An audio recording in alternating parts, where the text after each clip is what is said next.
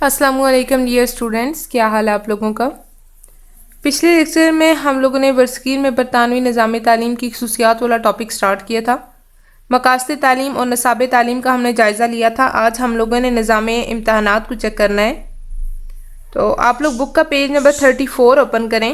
निज़ाम इम्तहान मतलब कि उस टाइम बरसगीर में जो मुसलमानों के बाद अंग्रेज़ों का निज़ाम तालीम आया था तो उन्होंने निज़ाम इम्तहानात कैसे रखा था। अंग्रेज़ों के हिंदुस्तान पर कब्ज़े से पहले बरसगीर में मुसलमानों का निज़ाम तालीम राइज था। इस निज़ाम का बुनियादी मकसद तामीर किरदार अच्छे इंसान पैदा करना था। उस्ताद जो उस निज़ाम का मरकज़ी किरदार था नहायत आला मकाम रखता था और वो एक रोल मॉडल की हैसियत से इल्म किरदार का आला नमूना तलबा के सामने पेश करता था और तलबा की इल्मी नशो नुमा के साथ साथ इनके किरदार की तरबियत भी करता था। मुसलमानों के निज़ाम तालीम में उस्ताद को आला मकाम हासिल था। उस्ताद की कही हुई बात को हरफ आखिर समझा जाता था। उस्ताद की राय को अहमियत दी जाती थी। लेकिन जब अंग्रेज़ों का दौर आया तो अंग्रेज़ों ने उस्ताद को भी एक आम सरकारी मुलाजम बनाकर रख दिया। उसे इस एतमाद का अहल भी ना समझा कि इसकी राय से तालिब इल्म के इक्तसाब का मयार मुकर्रर किया जाए। इक्तसाब होता है जायज़ा लेना। कि पहले इम्तहानात का बाकायदा तरीका तो नहीं था, बल्कि जो बुनियादी तालीम थी, इब्तदाई तालीम, उसमें आमोख्ता का तरीका राइज था। इसके अलावा सानवी और आला तालीम में भी बहस मुज़ाकरे के तरीके राइज थे। तो उस्ताद की जो राय होती थी शागिर्द के बारे में कि ये शागिर्द किस लेवल का है या इसको किस हद तक दिया गया सबक याद है, पढ़ाया गया सबक याद है, उस्ताद जो नताइज अखज़ कर देता था वो ही हतमी समझे जाते थे। लेकिन जब अंग्रेज़ों का निज़ाम तालीम आया तो उन्होंने उस्ताद की राय को कोई अहमियत ना दी। इसके बजाय उन्होंने तहरीरी इम्तहान का एक ऐसा निज़ाम राइज किया जिसमें आज भी उस्ताद को कोई हैसियत हासिल नहीं है। इसको इल्म ही नहीं होता, यानी उस्ताद को इल्म ही नहीं होता कि वो किस तालिब इल्म के रवैयों और किरदार के बारे में जायज़ा पेश कर रहा है। कि पहले जब मुसलमानों का निज़ाम तालीम था तो उसमें उस्ताद को फ़र्दन हर तालिब इल्म का पता होता था कि इसका क्लास में रवैया कैसा है, किरदार कैसा है, इसका मेंटल लेवल कैसा है। लेकिन जब तहरीरी इम्तहानात आ गए तो फिर उस्ताद का जो तलबा का जायज़ा लेने का तरीका था वो ख़त्म हो गया, बल्कि सिर्फ तहरीरी इम्तहानात को ही हतमी समझा जाता था। जिस तरह के इम्तहानात बच्चों ने दे दिए तहरीरी, बस उन्हीं पे रिजल्ट्स बना दिए जाते थे। तालिब इल्म को तरबियत और किरदार से गर्ज नहीं थी, बल्कि उसका तलक सिर्फ नंबर हासिल करने तक महदूद हो गया। पास होने वालों की दर्जा बंदी के लिए दर्जा अव्वल, दोम और सौम का तयन किया जाने लगा। रफ्ता रफ्ता इन इम्तहानों में बदउनवानियों का अमल दखल बढ़ता गया, यानी बेईमानी और नकल के ज़रिए से बच्चों को पास किया जाने लगा।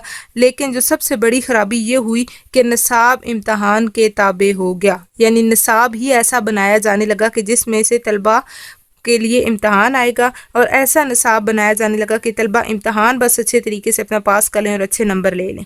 जबकि जो निसाब और तदरीस है उसका असल मकसद सिर्फ मालूमात और तस्वुरात को याद करना नहीं है, सिर्फ निसाब को रटना नहीं है, बल्कि उनका इतलाक और रवैयों की तश्कील है। बल्कि जो निसाब पढ़ाया जा रहा है, जो मालूमात दी जा रही हैं, उन पर अमल करना और रवैये की बेहतर तश्कील है, जिसकी जांच का अंग्रेज़ों के निज़ाम इम्तहान में कोई इंतज़ाम ही ना था। यानी वो सिर्फ तहरीरी इम्तहान थे, तलबा ने जैसा लिखा हुआ है वैसे उनको नंबर दे दिए जाने, उनके किरदार की जांच पड़ताल का कोई तरीक़ाकार ना था। इक़्तिदार के तहफ़्फ़ुज़ और रवैयों की तश्कील को चूँकि इम्तहान के निज़ाम में कोई अहमियत हासिल ना थी, इसलिए अमली तजरीस के एतबार से ये निज़ाम बाकिरदार, बाअमल और तरबियत याफ्ता अफराद पैदा करने में नाकाम रहा। यहाँ तक अंग्रेज़ों का निज़ाम इम्तहान हम लोगों ने पढ़ा। आपका ये वाला टॉपिक यहाँ पे ख़त्म हो रहा है कि बरसगीर में अंग्रेज़ों के निज़ाम तालीम की क्या खसूसियात थी। मकासद तालीम भी कल मैंने आपको बता दिए, बल्कि उनके पॉइंट्स भी बनवा दिए थे। जो 3-4 बातें इनके नताइज में सामने आ रही थी वो आपको अंडरलाइन करवा रही थी। और उसके बाद निसाब तालीम में भी आपने मुख्तलिफ मज़ामीन के मुतल्लिक़ पढ़ा कि किस तरह से मज़ामीन को पढ़ाने का मकसद चेंज किया गया था, किस तरह से निसाब को बिल्कुल ही चेंज कर दिया गया, सरासर तब्दील कर दिया गया था। इसके बाद निज़ाम इम्तहानात में कि उस्ताद को पहले जो मुसलमानों का निज़ाम तालीम था उसमें क्या हैसियत हासिल थी, और इसके बाद अंग्रेज़ों के निज़ाम तालीम में उस्ताद को क्या दर्जा दिया गया, उस्ताद की राय को क्या दर्जा दिया गया। कल से हम लोग अपना नया टॉपिक स्टार्ट करेंगे जो कि मुसलमानों की तहरीकों से मुतल्लिक़ है। कि जब अंग्रेज़ों का निज़ाम आया, अंग्रेज़ों ने जब हुकूमत संभाली तो मुसलमानों ने तहरीकें चलाई, मुसलमानों ने आवाज़ उठाई थी। तो उन तहरीकों में से यहाँ पे हम 2 तहरीकें पढ़ेंगे। एक तहरीक देवबंद है और एक तहरीक अलीगढ़ है। ये दोनों बिल्कुल मुतरादफ हैं। एक तहरीक जो है वो बिल्कुल दीनी थी कि उसमें मगरबी उलूम की मुखालफत की गई थी कि हम सिर्फ मशरकी उलूम को हासिल करेंगे, जबकि जो तहरीक अलीगढ़ थी वो दीन और दुनिया दोनों को साथ साथ लेके चलने की तरगीब दिलाती थी। तो अभी मैं आपको थोड़ा सा इसका इंट्रोडक्शन दे देती हूँ जो कि पेज नंबर 35 पे है। जनूबी एशिया में मुसलमानों की तालीमी तहरीकात। قیام پاکستان برصغیر کے مسلمانوں کی مسلسل جدوجہد اور بے شمار لازوال قربانیوں کا نتیجہ ہے۔ 1757 میں جو جنگ پلاسی ہوئی تھی، اس کو بڑی ڈیٹیل سے ہم لوگ ڈسکس کر چکے ہیں پہلے پیج پہ، اس چیپٹر کا جو پہلا پیج ہے۔ 1757 میں جنگ پلاسی سے لے کر 1947 میں قیام پاکستان تک کا دور غلامی اور مشکلات کا دور تھا مسلمانوں کے لیے، لیکن ساتھ ہی یہ جہد مسلسل کا دور بھی تھا جس میں وطن کی آزادی کے لیے سیاسی، معاشرتی، مذہبی اور تعلیمی تحریکوں نے اہم کردار ادا کیا۔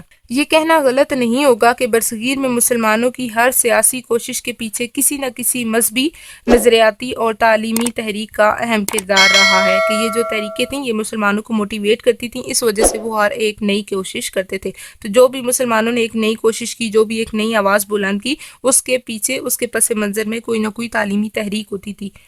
1757 میں بنگال پر انگریزوں کے حملے کے بعد مسلمانان برصغیر اپنی آزادی کے لیے مسلسل کوششیں کرتے رہے۔ جنگ پلاسی میں نواب سراج الدولہ، اس کے بعد میسور کی جنگ ہوئی تھی 1799 میں، تو اس جنگ میں فتح علی خان ٹیپو اور پھر احمد شاہ ابدالی کی کوشش تھی، سید احمد شہید کی تحریک جہاد اور 1857 کی جنگ آزادی انہی کوششوں کا حصہ ہے، کہ یہ ساری کوششیں مسلمانوں نے اپنی آزادی کے لیے کی۔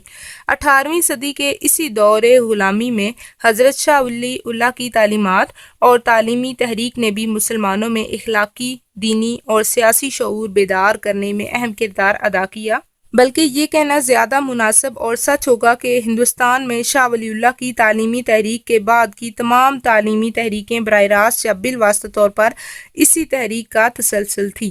شاہ ولی اللہ کے دور میں اگرچہ انگریز براہ راست ہندوستان کے حکمران نہیں تھے، لیکن مسلمان بطور قوم زوال کا شکار تھے۔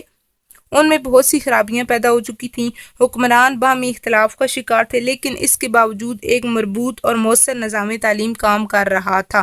1857 میں ہندوستان پر غلبہ پانے کے بعد انگریزوں نے مسلمانوں کے نظام تعلیم کو اپنے مخصوص مقاصد کے حصول کے لیے ختم کر دیا۔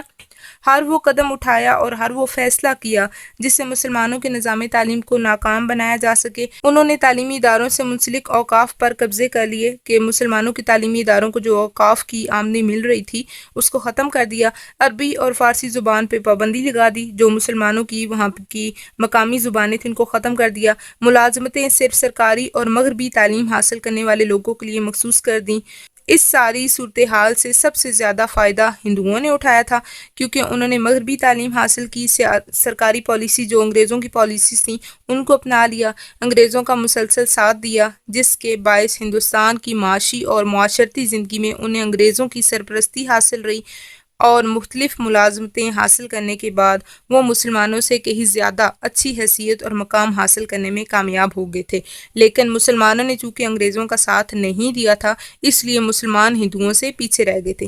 یہ ساری صورتحال مسلمانوں کے لیے پریشان کن تھی۔ ان کے ایک طبقے کی رائے تھی کہ مسلمانوں کو موجودہ حالات سے سمجھوتا کرتے ہوئے مغربی تعلیم حاصل کرنا چاہیے، یعنی ایک طبقے کا کیا کہنا تھا کہ ہمیں بھی مغربی تعلیم حاصل کر لینی چاہیے اور انگریزوں کے نظام تعلیم سے فائدہ اٹھاتے ہوئے مستقبل میں سیاسی آزادی کے لیے کوشش کرنی چاہیے، کیونکہ وقت کے ساتھ نہ چلنے کے باعث آنے والی مشکلات میں کامیابی مشکوک ہو جانے کے امکانات تھے، کیونکہ جس طرح سے ان کی روٹین چل رہی تھی کہ ہم نے انگریزوں کا ساتھ نہیں دینا، اگر ہم اسی طرح سے چلتے رہے تو آئندہ آنے والے وقت میں ہمیں اپنی کامیابی نظر نہیں آتی۔ جبکہ مسلمانوں کا جو دوسرا طبقہ تھا، پہلا طبقہ تو یہ کہہ رہا تھا نا کہ ہمیں مغربی تعلیم کی طرف جانا چاہیے، جو دوسرا طبقہ تھا جس کے لیے مغربی افکار اور انگریزی تعلیم ناقابل قبول تھی، اور وہ اب بھی مسلمانوں کے تعلیمی ورثے کو اہم تصور کرتا تھا اور اسی میں مسلمانوں کی بہتری اور ترقی سمجھتا تھا۔ مسلمانوں کے پہلے طبقے کی نمائندہ تحریک علی گڑھ کے مسلمانوں کا پہلا طبقہ کون سا؟ جو مغربی علوم کی حمایت کر رہا تھا، ان کے لیے جو تحریک تھی وہ تحریک علی گڑھ تھی، اور دوسرے گروہ کی نمائندہ تحریک دیوبند تھی۔ دوسرا گروہ کون سا؟ کہ جو مغربی افکار کی بالکل نفی کر رہے تھے کہ ہم نے انگریزی تعلیم کو قبول نہیں کرنا۔ اگرچہ دونوں تحریکیں دو مختلف نقطہ نظر رکھتی ہیں، کہ دونوں کا جو نظریہ بالکل الگ ہے، ایک مغربی علوم کو اپنا رہی ہے اور دوسری صرف مشرقی کی ترویج کے لیے کام کرنا چاہ رہی ہے، اور بعض معاملات پر متفق بھی نہ تھیں، لیکن دونوں خلوص دل سے برصغیر ہند و پاک کے مسلمانوں کی نشاط ثانیہ ہوتی ہے مطلب ان کے دوبارہ عروج کے لیے، کہ پہلے وہ زوال کی طرف جا چکے ہیں، مسلمان بہت پیچھے رہ چکے ہیں، تو یہ دونوں تحریکیں کیا چاہتی تھی کہ مسلمانوں کا عروج دوبارہ سے ترقی کی راہ پہ گامزن ہو، اور عروج کو اپنا نصب العین سمجھتی تھیں۔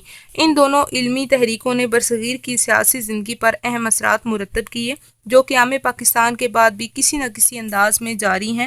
خصوصاً نظام تعلیم کی تشکیل نو میں ان کے اثرات بہت نمایاں ہیں۔ ان تحریکوں کا تفصیلی جائزہ ذیل میں پیش کیا گیا، جائزہ ہم لوگ بعد میں لیں گے۔